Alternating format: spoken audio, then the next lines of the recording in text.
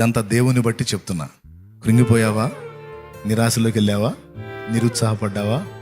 మనుషుల మాటలు గాయాలు చేసినాయా?